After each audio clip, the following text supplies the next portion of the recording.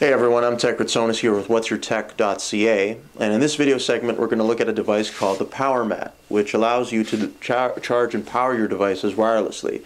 The idea, of course, is so that you don't really need to use these anymore, but we're going to find out really if you can actually get rid of these. Not completely, but at the very least so that you don't need to use them. And here is the Powermat, which is plugged into a power outlet. And as we take a closer look at the home and office mat, we'll also see the travel mat as well. You will notice the small circles that represent the magnets underneath. Now, the Powermat charges devices through magnetic induction. So when the magnets, like the one on the back of this iPhone case, make contact with those circles, the charging process begins. So in this case, we just put the iPhone in, slide it in there, simple as that.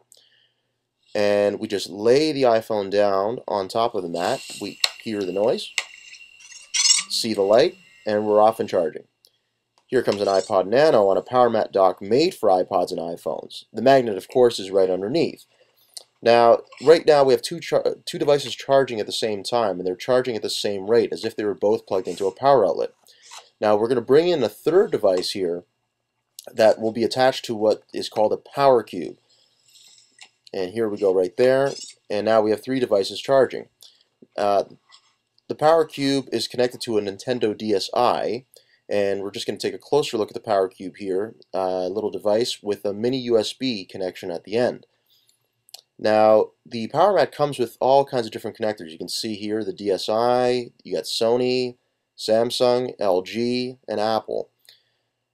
And this is the DSi with the Sony PSP. So you can use those connectors to connect a lot of different devices. But you can also buy extra power cubes and certain cases for certain devices. There's the BlackBerry Curve one as well. Now this is the travel Powermat, and it folds out, sort of folds in actually I should say, into three, and now it folds out like this, and it works in much the same way. So we just lay the iPhone down again, and there you go. You hear the noise, you see the light, and that's it. Now the cool thing about the Powermat is that it folds like so, and then it has a case as well. You open it up, and you have the mat on the left side and the power charger on the right side. And that's it.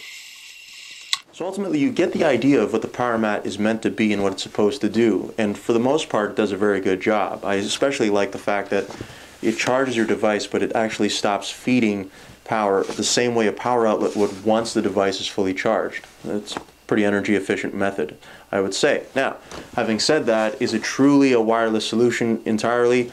For the most part, yes. Although, you know, when you have devices like the Power Cube, the included Power Cube, because one of these comes with the Powermat, it is not entirely a wireless solution, but you know what?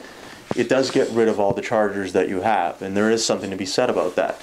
So whether you have the home and office mat or the travel mat, which I actually prefer because you can use this in either place rather than traveling with this, you're probably not going to go wrong. However, there is a price consideration you got to take into account here.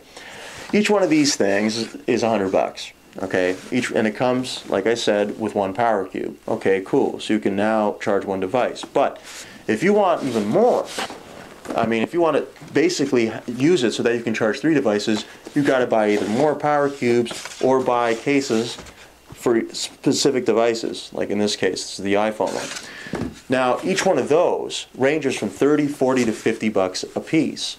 So in effect, if you're going to buy one of these and then use it to its full capacity of charging three devices at one time, you're looking at least $200. So it gets a bit pricey at that point, but if it's worth it to you, then it's probably worth spending the money. I can only see this technology getting better from here, but for now, it's pretty unparalleled. There isn't too many other options out there for this sort of thing, but I liked it and I'm using it. So for WhatsYourTech.ca, I'm Kritsonis. Thanks for watching.